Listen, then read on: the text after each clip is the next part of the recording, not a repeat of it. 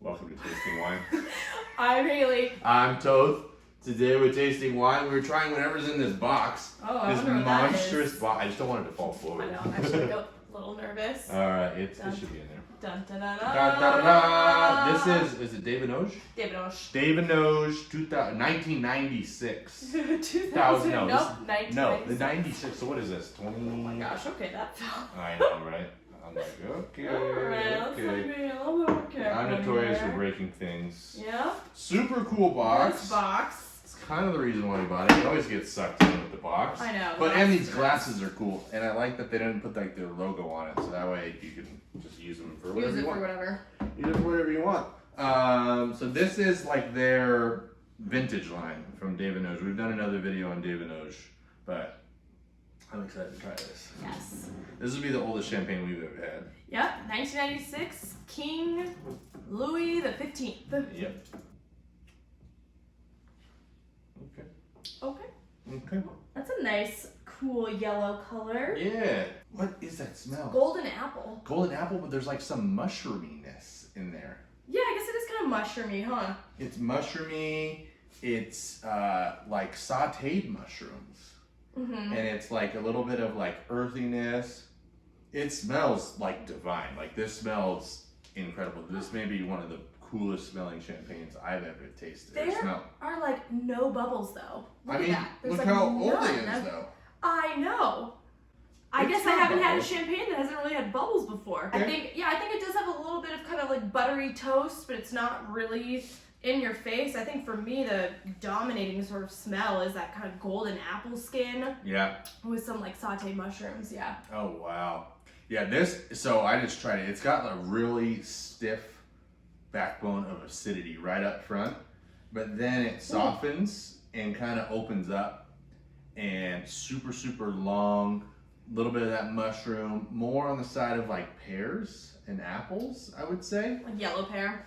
Yellow pear, I know this is gonna change from glass to glass. I know that, so. That is what a weird ride this takes you on. Yeah, this is a ride. Because you're right up front it is like that strong acid, and then it quickly dissolves into this beautiful cream, which then kind of moves into that sauteed mushroom and then a little bit of fruit. Holy cow. But it's still going. This finish on this is so long. This is a very transcendent wine. Like this wine takes you through a process almost. I know it's 50% Pinot Noir and 50% Chardonnay. Yes. Yeah, and it was disgorged. Is that what you said? Yeah, disgorged. Disgorged in 2016.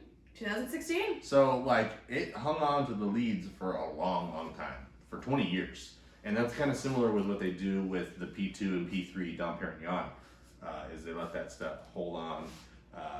They keep it in their cellars and they leave it on the leads for like an extended period of time to let it develop.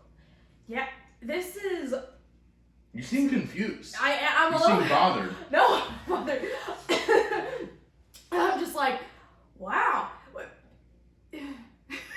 Because you know that acid, and then like switching into kind of that cream. It's no longer cream anymore. Mm-hmm. Now it's kind of like, I don't want to say burnt butter, but like toasted butter. Toasted, like when you put butter in a cast iron and it starts to brown a little bit. Yeah, brown. There we go. Yeah. Brown butter. Brown butter. Yeah. Like that one time I tried to buy brown butter. Where's the brown butter? Oh yeah. We searched the grocery store for I mean he did. Searched the grocery store for so long for brown butter. And I was like, hey, they don't have any brown butter. You're like, you just make it. Yeah, like you just do it yourself. You just make it. But Yeah, this is phenomenal. I love this. I mean, so far it's everything that I could want. The bubbles aren't there, but I mean, what can you expect after that long? I mean, you're gaining things and you're losing things. You know, when you're aging a wine, like in a regular, like say red wine, you might be losing some fruit, but you may be gaining some complexities. You know, I think with this, you're gaining all of those complexities, but you're losing some amount of bubbles. you're losing the bubbles, which, you know, I love my bubbles, but when you actually do drink it, it does become a little bit more bubbly in the mouth. Oh, yeah. Not like a true, No. you know, younger champagne or sparkling wine where you can actually really feel kind of that But I think burst. that's something that we got to get used to. Is if you're going to have a wine that's 25 years old, you know, it's going to lose some of the things that one that they just bottled and came out with and dropped off at the store. I know, but I think that this is wonderful. I would love to see kind of what the second glass Yeah. No, this is a second and maybe in the third glass update because this is definitely going to change. I kind of want it colder. I just took it out of the box, obviously, but it was in the wine fridge at like 55 degrees. But I kind of want it a little bit colder. What do you think? It'd be interesting to see what it's like colder. Yeah. So we'll come back, but this is a fantastic wine so far. All right, we're back for glass number two. Whoa. First glass, super good. Everything we kind of described, but it is starting to open up.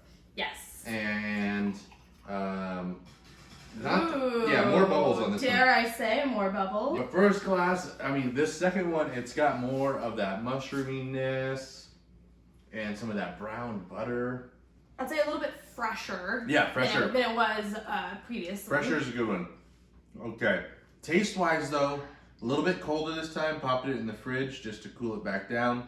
The finish is super, super long, but it's softer and it's elegant. It's really good. Like, it's really, really good, but it's not too terribly complex. Really good. What do you think?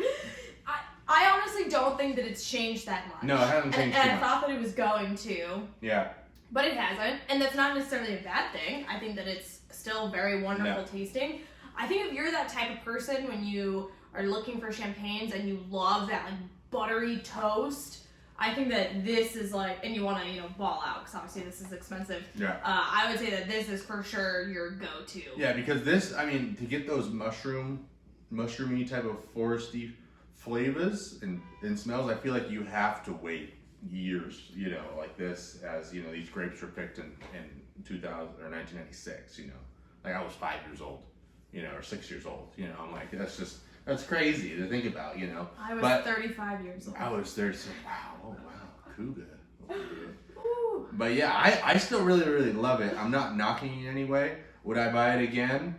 I don't think so, especially at the price. A real treat and a real joy to have. Absolutely. Like, absolutely phenomenal. I just know that there's thousands of other wines out there that have age like this, and I'd rather try those ones than invest more in this one. But that's not a knock, and I don't regret that I bought this by any means, you know what I mean? Yeah, well, speaking of price, so this was what? It's like $225.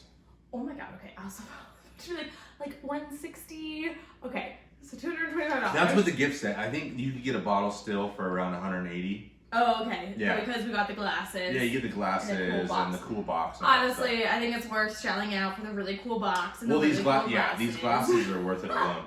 I don't think I said this, but it's 12% alcohol, and like that is, I think, just so refreshing. Like a lower alcohol, have this appetizers, hanging out, sitting, reading a book, whatever. It's still a beautiful, beautiful champagne.